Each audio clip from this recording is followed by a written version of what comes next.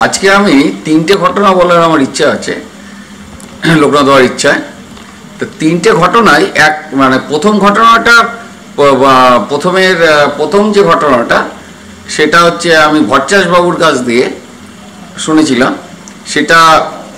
আর দ্বিতীয় ঘটনা, আর প্রথম ঘটনাটা একটু বলি, ভট্টাচ বাবুর কাছে শুনেছিলাম ভগবান শ্রীকৃষ্ণের এক অপূর্ব, মানে যেটার অবশ্য সেই ঘটনার সাক্ষী আমি প্রথম দিকে ছিলাম না, কিন্তু দ্বিতীয় পরের দিকে আমি ছিলাম।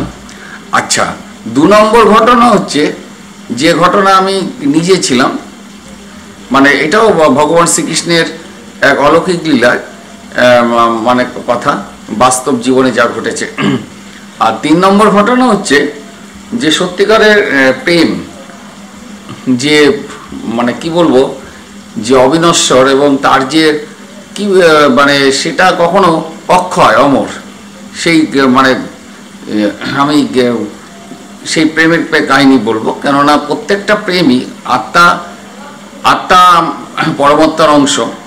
সুতরাং দুটো নারী পুরুষের যখন নিষ্কাম প্রেম বা আন্তরিক প্রেম যখন হয়, তখন সেটা আত্মা যেহেতু পরমাত্মার অংশ, তখন যখন ওই প্রেমটা যখন গভীরতায় পৌঁছে যায়, প্ল্যাটনিক বা নিষ্কাম জায়গায় পৌঁছে যায়, তখন দেখা যায় সেখানে ঈশ্বর দর্শনের, মানে ঈশ্বর দর্শন, ঈশ্বরের বিশেষ কৃপা পাওয়া যায়। সেটা আমি এই 3টে ঘটনা আমি বলবো।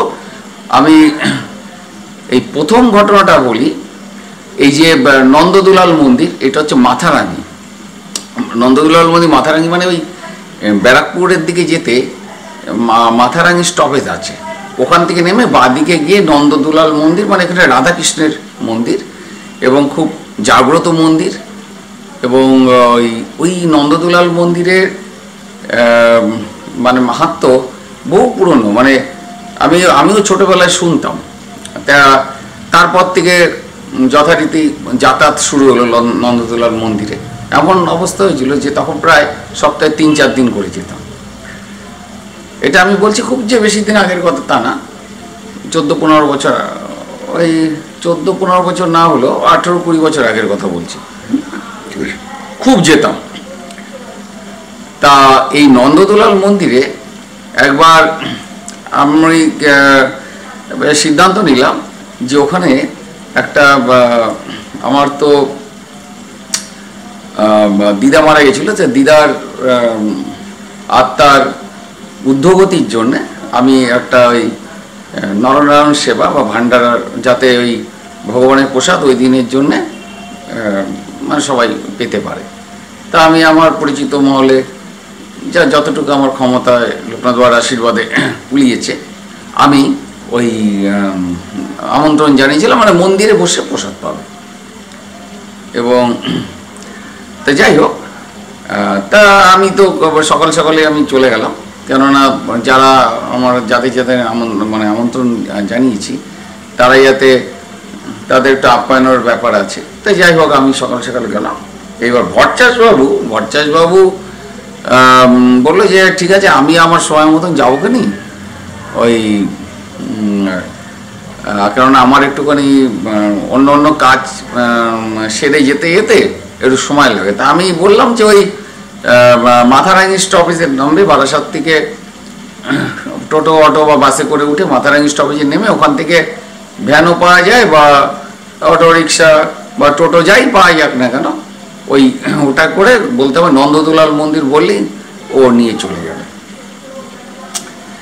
এবার ভট্টাচ বাবু, এবার কথা এই পর্যন্ত বলা ছিল। এবার যথারীতি 1টা-1:30টার সময় যখন আমরা এইবার সব খাওয়া দাওয়া শুরু হলো, মোটামুটি 1:45 থেকে খাওয়া দাওয়া, মানে প্রসাদ দেওয়া শুরু হলো। এবং আমার যারা আমন্ত্রিত ছিল, যাদের এই ছিল, তারা আসা শুরু করলো এবং তাদেরকে বসিয়ে দেওয়া হলো। এবার 2-1 জনের আসতে একটু দেরি হলো ঠিকই।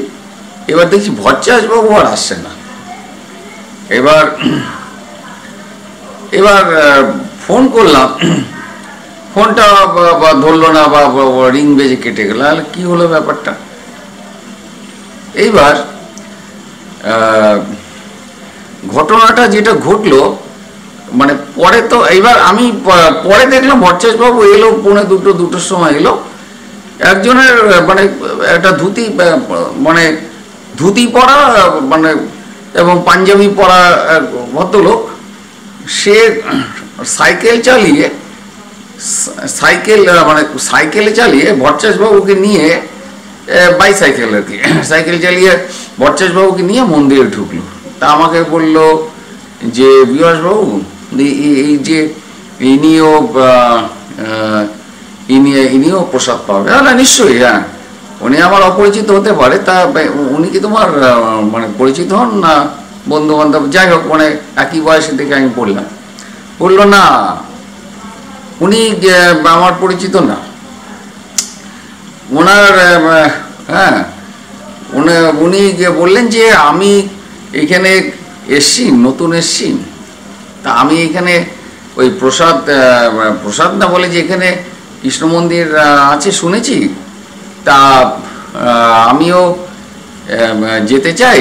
আর আপনি বলে যে ওই ভট্টাচার্যবাবু কী করেছে, মাথারাঙ্গিতে নেমে এবার ঘটনাচক্র ওই দুপুরবেলা টোটো, অটো বা ভ্যান, রিক্সা টিক্সা কিছু পায়নি। এবার উনি ভাবছে কিভাবে মন্দিরে যাব। মানে তখন উনি একটা চিন্তিত হয়ে পড়ল যে তাহলে এতটা হেঁটে আসতে গেলে অনেকটাই হাঁটতে হয়, প্রায় আমার যেটা মনে হয় 35-40 মিনিট হাঁটতে হয়। আর ওই গনগনে রোদের মধ্যে দুটোর সময় অতটা হাঁটা, সে হেঁটে আসতে পারতো, কিন্তু উনি এটা মানে মনে মনে চিন্তা করছে যে তাহলে এদিকে এত 35-40 মিনিট যদি হেঁটে যায়, এখনই তো প্রায় দুটো, তাহলে তো 2:45 তখন কি প্রসাদ আমার জন্য বসে থাকবে, মানে এরকম অনেক ভট্টাচার্যবাবু চিন্তা করছেন। তো হঠাৎ করে ধুতি পরা আর হচ্ছে একটা পাঞ্জাবি পরা মধ্যবয়সী, ছোটোখাটো হাইট, ওই ছোটো সাইকেল, ক্যাপ্টেন সাইকেল যেগুলো আছে, ছোট সাইকেল নিয়ে বলে যে আপনি, হঠাৎ করে দাঁড়িয়ে পড়লো। তা দাঁড়িয়ে পড়ে ওই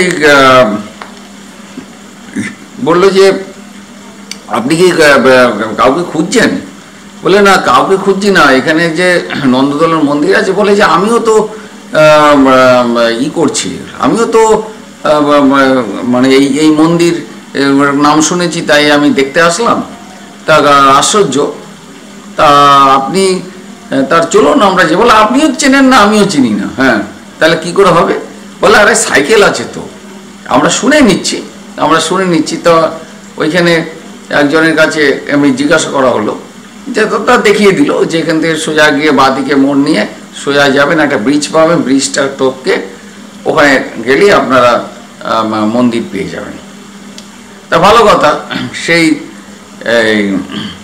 তা বললো যে আপনি, তখন ওই ভট্টাচার্যবাবু ওনাকে বললো, এবার ওই ভদ্রলোক ভট্টাচার্যবাবুকে সাইকেলের ওই রডটার পরে বসিয়ে নিয়ে বললো, আর ছোট্ট এইটুকু একটা জলের বোতল, একদম ছোট্ট একটুখানি, মানে এত ছোট জলের বোতল, বলে যে না, এই রোদের মধ্যে বেরিয়েছি তো, একটু জল পিপাসা পাবে, তাই আমি একটু করে এই জল খাচ্ছি। হ্যাঁ, জল খেয়ে নিচ্ছি। মানে তা ভট্টাচার্যবাবুর একটু হাসি পেলো যে ভদ্রলোক যেরকম ধুতি পাঞ্জাবি পরা, যেরকম মানে কি বলবো, যে শর্ট হাইট, বোতলটাও মানে ক্যাপ্টেন সাইকেলও তো মোটামুটি শর্ট হাইট, আর বোতলটাও সেরকম।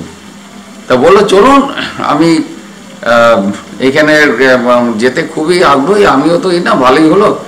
তখন এই ভট্টাচার্যবাবু জিজ্ঞেস করলো আপনি, আমি এদিক ওদিক তাকাচ্ছিলাম, হচ্ছে যে কি পাওয়া যায়, তা আপনি হঠাৎ করে আমার সামনে এসেই দাঁড়িয়ে গেলেন। বলে আমার মনে হলো যেন আপনি এবং আমি দুজনের উদ্দেশ্য এক। বললো আপনার হঠাৎ করে মনে হয়ে গেল? বলে হ্যাঁ মনে হলো। আর যার জন্য মনে হলো দেখি, তা মনেটা কি করে হলো? বলে সব তো তার ইচ্ছা, উনি ইচ্ছা করলো দেখি তো মনে হলো। তা এবার যেটা ঘটনা ঘটলো, উনি তো বললেন না, মন্দিরটা আমি সেইভাবে জানি না, চিনি না। এবার জিজ্ঞেস করতে, এইবার ঘটনা হচ্ছে ওখানে উনি কিন্তু লাস্ট অফ অল কাউকে কিছু জিজ্ঞেস করে বলে উঠুন, হ্যাঁ আমার এই মনে হওয়ার ব্যাপারটা অনেক কিছু হয়। বললো আপনার এই মনে হলেই অনেক কিছু হতে থাকে, মানে মন চাইলে অনেক কিছু হয়। বলো আচ্ছা আচ্ছা, তাহলে উঠলো। সব থেকে আশ্চর্য হলো, উনি তো বলে এই বোতলটা ধরুন, ওই ছোট্ট বোতলটা ভট্টাচার্যবাবু ধরে রাখলো, ওই সামনে যে সাইকেলের রড ওখানে বসলো। এবার এবার ওই ভদ্রলোক, হ্যাঁ, তা এবার ভদ্রলোক ওই সাইকেল চালিয়ে একদম সোজা নন্দতলার মন্দির ঢুকে। আমি শুধু দেখলাম এক ধুতি পরা, পাঞ্জাবি পরা এই অবস্থায়, মানে ওই সাইকেল চালিয়ে মন্দিরে প্রবেশ করলো। আমি ওই ওই ওই ওই ওই ওই জায়গার থেকে আমার দেখা শুরু হলো। বললো, আমাকে বললো যে বিভাসবাবু উনিও মানে প্রসাদ খাওয়ার, ভালো কথা, এ তো আমাদের সৌভাগ্য, আসুন আসুন দাদা। এবার অনর্গল ভদ্রলোক নানা কথা বলছে, ঠাকুরের কথা বলছে, এ কথা বলছে। আমি বললাম যে বচ্চেশবাবু, আপনি ওই ওই ভদ্রলোকের তো নাম জানি না, হ্যাঁ, তাই আমি জিজ্ঞেস করলাম যে দাদা কি নাম আপনার? বলে কি সবাই তো আমাকে কানাইদা বলে। আলো, আচ্ছা আচ্ছা আচ্ছা, ঠিক আছে কানাইদা, তাহলে আপনি ওই ভট্টাচার্যবাবুর সাথে প্রসাদ পাবেন, ওখানে বসে পড়ুন। হ্যাঁ, এইবার মানে আমি বলে রেখেছিলাম যে দুই একজন অনাহুত, মানে আমাদের নিমন্ত্রণের বাইরেও যদি কারোর সাথে কেউ এসে যায়, তাহলে আপনি 5-7টা খাবার যাতে দেওয়া যায় সেটা মানে ওরা করেছিল। এবং তারপরে আমি তো এই পাশটা ছিলাম। এবার আশ্চর্য হলো, ওই ভট্টাচার্যবাবুর সাথে তো উনি তো খাওয়া দাওয়া করলো, অন্তত 20-25 মিনিট ওই ব্যাচে বসলো, খাওয়া দাওয়া করলো। খাওয়া দাওয়া করার পরে যেটা ঘটলো সেটা এবার মানে তা আমি তো এদিকে ব্যস্ত ছিলাম, এদিকে অন্যরা খাওয়া দাওয়া করছে, সেখানে সবাই সব ঠিক মতন প্রসাদ পাচ্ছে কিনা সেটা দেখার জন্য আমি ছিলাম। এবার কি হলো, এবার খানিকক্ষণ পরে দেখি আমি ভট্টাচার্যবাবুর সাথে দেখা হলো। তাই বললাম যে ওই কানাইদা কোথায় গেল, কানাইবাবুর সাথে আপনি আসলেন? বলে যে আমি তো সে কানাইবাবুকে খুঁজে পাচ্ছি না। বলেন কি? কানাইবাবু নিয়ে আসলো, প্রসাদ পেলো, বলে যে তার ওই ছোট্ট সাইকেলটাও আর দেখছি না। বলে যে আমি বললাম যে তো প্রসাদ খাওয়ার পরে দুজনে একসাথেই উঠলেন, উঠার পরে মানে হ্যাঁ বলে তারপরে আমরা ওই ওখানে গিয়ে মুখ টুক ধুয়ে নিলাম। ধুয়ে নিয়ে কানাইবাবু বললো যে দাদা আমার তো আরো বহু জায়গায় যেতে হবে। বলে বহু জায়গায় যেতে হবে মানে? বলে কি না, বলে যে আমার তো কাজই এইরকম, হ্যাঁ, সমস্ত এই মন্দিরে মন্দিরে মানে এই যে বিভিন্ন এই যে মন্দির, হ্যাঁ, ভগবানের মন্দিরে এই ঘুরে বেড়ানোটাই আমার কাজ, এটাই আমার নেশা। হ্যাঁ, এখন আমার এক মন্দিরে প্রসাদ পেলাম, ঠিক আছে, অন্য অন্য মন্দিরেও তো আমার যেতে হবে। বলো আচ্ছা, তাহলে আপনি এখন একটু মানে আবার সাইকেল বলে এই তো আমি তো এইদিকে এসছিলাম এক আত্মীয়র বাড়িতে। আর একটা অদ্ভুত কথা বললো, এই পৃথিবীতে মানে যত দুনিয়া যত সবাই আপনার আমার সবার আত্মীয়, আত্মাতে তো কোনো ভেদ নেই। একটা অদ্ভুত কথা, আত্মাতে সত্যি তো আত্মাতে তো কোনো ভেদ নেই, সবই তো পরমাত্মার অংশ। হ্যাঁ, তাহলে আমাকে তো আরো এখানে মন্দির বাঁচে সেই সব জায়গায় যেতে হবে, বুঝতে পারছেন? তাহলে আমি তাহলে বেরিয়ে যাই। তো বেরিয়ে যাই বলে ঠিক আছে বসেন, তা আমি আসছি। ও মা, দেখা গেল এইবার আমি ওই যে জিনিসটা একটা অদ্ভুত ব্যাপার হলো। এবং যেখানে উনি একটা জিনিস, আমি দুটো জিনিস আমারই হলো যে প্রথমত উনিও যদি নতুন হবেন, মানে ওই কানাইবাবু, তাহলে ওই যদি নতুন হবেন তাহলে উনি রাস্তা অক্লেশে কিভাবে মন্দিরে গেল? উনি বলছে আমি পাশের এখানে বেড়াতে এসেছিলাম, এখানে মন্দির নাম শুনে আসে একদম, কিন্তু কাউকে কিছু তত্ত্ব কিছু জিজ্ঞাসাও করেনি, একদম সোজা মন্দির সটান হলো। আর মন্দিরে মানে প্রত্যেক আত্মার সাথে রিলেটেড, সুতরাং আত্মা মানে মানে মানে মানে দেহগত প্রভেদ থাকতে পারে, কিন্তু আত্মাগত কোনো প্রভেদ নেই। আর মন্দিরে যাওয়াটাই হচ্ছে আমার কাজ। এবং তারপরে উনি যে ওই চলে গেল, এবং উনি যে জায়গায় বসে একটা অদ্ভুত সুগন্ধ, মানে যেটা পার্থিব কোনো গন্ধ হয় না, ভুড়ুর করছে, মনে হচ্ছে যেন একটা অলৌকিক জিনিস। তবে আমি মানে ধন্য হলাম, যেটা আমার ব্যক্তিগত বিশ্বাস বা ভট্টাচার্যবাবুর বা আমাদের সাথে যারা ছিলেন তাদের বিশ্বাস, মানে মানে পরমাত্মা স্বয়ং ভগবান শ্রীকৃষ্ণই, মানে কি বলবো, যে তার এই অপার লীলাতে, নাহলে ওই অলৌকিক গন্ধটা আসলো কোথা থেকে? অলৌকিক গন্ধ, সে একটা মাধুর্য, মনে হচ্ছে কি চোখ মানে বন্ধ হয়ে আসছে, একটা মনে মানে কি বলবো, অন্য কোনো মানে মনে হচ্ছে যেন শরীর জুড়িয়ে যাচ্ছে, একটা অদ্ভুত একটা শীতলতা প্রদান করলো ওই দিনকে। মানে এই ঘটনা 1 নম্বর। এবার 2 নম্বর ঘটনা সেটা হলো 2 নম্বর ঘটনা। আমি এই আবার এই কৃষ্ণ মন্দির সম্পর্কিত এই 2 নম্বর ঘটনা। সেখানে হচ্ছে আমাদের এই বারাসাতের ওখানে ওই যেখানে কামাখ্যা মন্দিরের প্রতিষ্ঠা হচ্ছে বহু পুরনো, সেখানে এক রাধাকৃষ্ণের মন্দির। তা সেই মন্দির যখন, এটাও 25-30 বছর আগের কথা বলছি, আমরা কয়েকজন বন্ধু বান্ধব মিলে যে ওই এখানে রাধাকৃষ্ণের নতুন মন্দির হয়েছে, তা ওখানে একটুখানি প্রভু রাধাকৃষ্ণের মন্দির একটু দর্শন করব। এইবার না আমরা ওই নতুন পুকুরের পাত দিয়ে আমরা হেঁটে যাচ্ছি, হেঁটে যেতে যেতে এবার পথ এলোমেলো হয়ে গুলিয়ে গেছে, আর তখন রাত্রিরও হয়ে গেছে। এবার রাত্রির হয়ে গেছে, এবার কাউকে দেখছি না। তখন 30 বছর আগে সেখানে মানে জনবসতি সেইভাবে গড়ে ওঠেনি। এবার হঠাৎ করে ভাবছি যে কাকে জিজ্ঞেস করব। আর ওখানে 30 বছর আগে একটু গ্রাম্য, মানে আরো গ্রাম্য সাইড ছিল ভিতরের দিকটা। আমরা 4-5 জন মিলে হচ্ছে, তো কোথাও তো কাউকে মানে দিশা পাচ্ছি না। হঠাৎ করে একটা, ওইখানেও একটা সাইকেলের ব্যাপার, সাইকেল নিয়ে আর একটা ব্যাগ নিয়ে একজন ভদ্রলোক, আর ঘটনাচক্রে এমনই, ইনিও একটা ছোট্ট ধুতি আর পাঞ্জাবি পরে সাইকেল এটা হঠাৎ করে সাইকেল নিয়ে এসে দাঁড়িয়ে পড়লেন। দাঁড়িয়ে পড়ে জিজ্ঞেস করছেন, আপনারা কিছু খুঁজছেন? তাই বললাম যে, আমরা সবাই বললাম যে না, এখানে একটা মানে রাধাকৃষ্ণের মন্দির হয়েছে, নতুন করেছে। হ্যাঁ, তা রাধাকৃষ্ণের এইখানে সে মন্দির হয়েছে, তা আমরা সেই মন্দির দর্শন করতে চাই। বলে আসুন আমার সাথে। তাই বললাম যে দাদা আপনি কি কাজ করেন? বলে আমি দর্জির কাজ করি।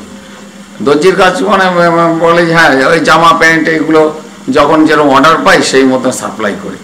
হ্যাঁ, মানে আমি আবরণ, মানে মানুষের মানে এই পোশাক আশাক এই সমস্তই করি। তাই বললাম যে এই মন্দির কি পুরনো? বলে না, সবে হয়েছে। আপনি আপনার হিসেবে ভালোই হয়েছে, চলুন আমি তো ওদিকেই যাচ্ছি। হ্যাঁ, আমি তো ওদিকেই যাচ্ছি, তা সুতরাং ওদিকে গেলে পরে আপনাদের ওই মন্দিরটা দেখিয়ে যে ভালো হলো, আপনাকে পেয়ে খুব ভালো হলো। তা আমি বললাম যে চলো না। এবার নানা গল্প করতে করতে 20-25 মিনিট হাঁটলাম। উনিও হেঁটেই যাচ্ছে, উনি সাইকেলে হ্যান্ডেল ধরে হেঁটে হেঁটে, আমরা 4-5 জন মিলে গেলাম। গিয়ে উনি বলল যে এই যে সামনে দেখা যাচ্ছে এই মন্দির। হ্যাঁ, এই তো, হ্যাঁ দেখা যাচ্ছে মন্দিরে। তখন কটা বাজে? 7:45-8টা বাজে। মন্দির তখনও বন্ধ হয়নি। তা উনি বলে দিল 8:30-9টা পর্যন্ত মন্দির এই হয়। তা বললো দাদা তাহলে বললাম যে হ্যাঁ আপনি তাহলে, বলে আমি হ্যাঁ। এবার এই কথা বলতে বলতে যখনই আমরা ঘাট মানে জাস্ট তো মন্দির দেখ, এইবার মুহূর্তের মধ্যে উনি সাইকেল নিয়ে কোথায় গেল। এবার ওখানে তো আর কেউ ছিল না। এবার আমরা তাকিয়ে দেখি কেউ নেই, মানে সেই যে সাইকেলও নেই, ভদ্রলোক নেই। এবার যেতে গেলে তো আমাদের হয় সামনের দিক দিয়ে যাবে, নাহলে পিছন দিক দিয়ে যাবে, আর বলে যাবে তো যে দাদা চললাম কিছু না। উনি ওরা বলে এই যে মন্দির দেখা যাচ্ছে, তাহলে আপনার যান। এবার যান করে তারপরে আমরা এবার আমরা বলতেই যাবো যে ঠিক আছে দাদা ধন্যবাদ, একটা যাই হোক কিছু একটা বলবো, যে এবার সব ভ্যানিস। এবং এইটা আমাদের বিশ্বাস, মানে জানার মন্দির, পরমাত্মা স্বয়ং তার মন্দির চিনিয়ে দিয়ে গেলেন। তা কেউ মানে আলোর পথে যেতে গেলে, মানে স্বয়ং আলোর পথের যিনি কর্ণধার, উনি আমাদের সহযোগিতা করেন।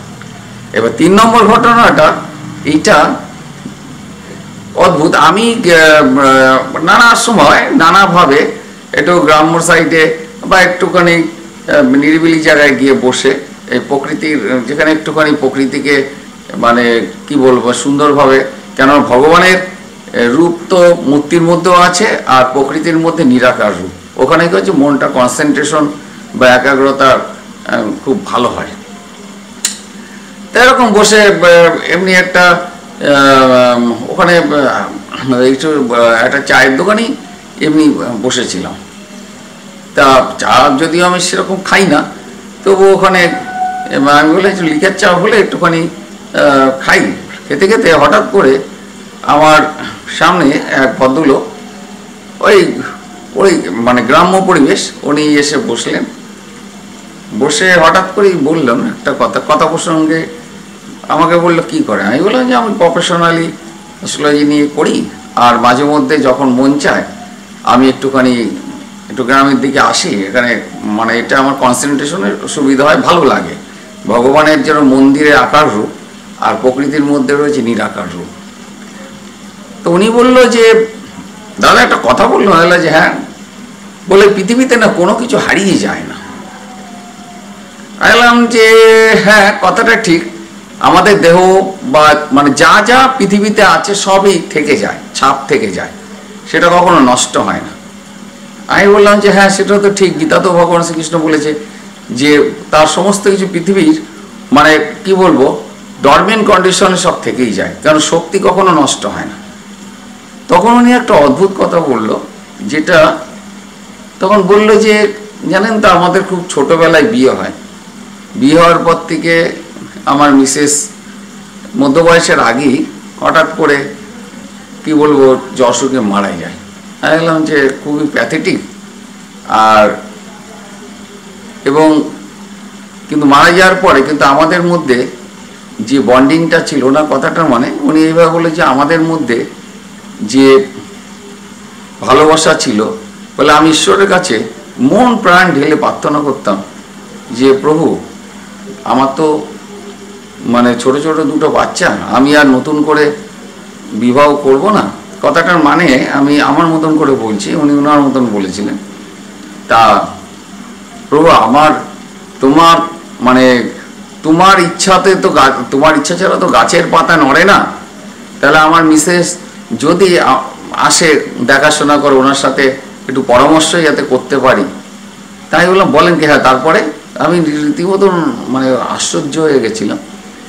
বলে তারপরে প্রথম কিছু বুঝতাম না, তারপরে 1-2 মাস পরে দেখছি একটা টিউনিং হচ্ছে, এবং বলেছে আপনি হয়তো বিশ্বাস হলো না, বিশ্বাস অবিশ্বাসের ব্যাপার না, ঈশ্বরের ইচ্ছা বলে সব সম্ভব। আর যদি দুজনের মধ্যে অসম্ভব প্রেম ভালোবাসা থাকে তাও সম্ভব।